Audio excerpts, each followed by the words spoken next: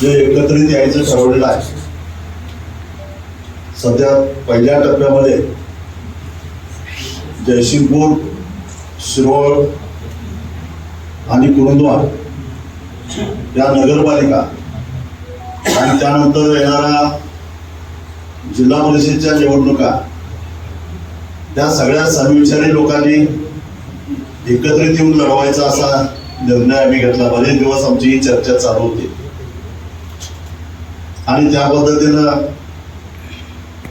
आज घोषणा करण्यासाठीच खरं तर आम्ही सगळे एकत्रित आलेलो आहोत. या ठिकाणी उपस्थित असणारे आमदार बंटी पाटील साहेब, गणपतराव दादा, अनिल यादव साहेब, रावसाहेब बिलवडे, चंगेज खान पठाण, त्याचबरोबर शिवसेनेचे सर्वच पदाधिकारी, आमचे स्वाभिमानी शेतकरी संघटनेचे सर्व पदाधिकारी, काँग्रेसचे सर्व पदाधिकारी आणि उपस्थित पत्रकार मित्रांनो, एक दिलानं एकजुटीनं आम्ही ही निवडणूक लढवण्याचा निर्णय घेतलेला आहे.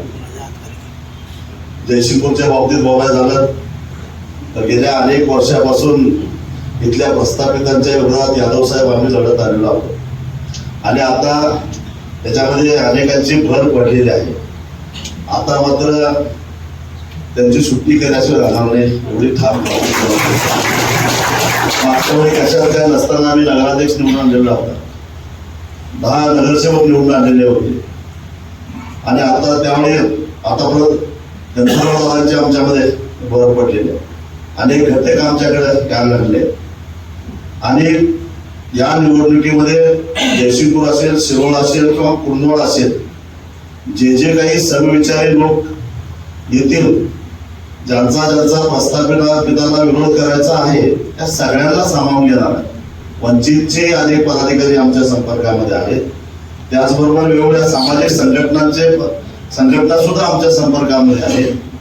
कारण अगदी नगरपालिकांच्या बाबतीत बोलायचं झालं तर शहरानगरच्या शेतकऱ्यांच्या जमिनीवर आरक्षण टाकायचे आणि त्या जमिनी विकत घ्यायचे आणि पैसा कमवायचा असाच धंदा काही लोकांनी गेल्या काही वर्षामध्ये सुरू केलेला आहे. हे आम्हाला मोडून काढायचं आहे. आम आदमी पार्टी सुद्धा आमच्या बरोबर आहे. अजून बऱ्याच सामाजिक संघटना संस्था आमच्याबरोबर येत आहेत. तेव्हा एक दिलानं एकजुटीनं आम्ही ही निवडणूक लढवणार आहोत.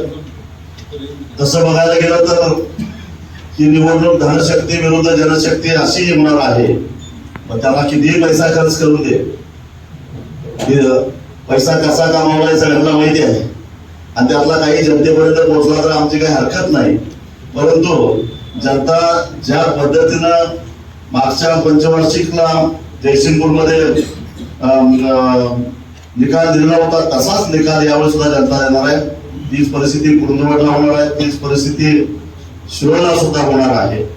आणि त्याच्यानंतर जिल्हा परिषदचा आम्ही योग्य वेळी बोलूच, परंतु जिल्हा परिषद असेल किंवा नगरपालिका असो, एक दिलानं आम्ही लढणार आहोत. काही लोकांना वाटतं की पैसा फेकला की सगळं काही होतं, पण असं काही नाही. सत्तेच्या मार्गातून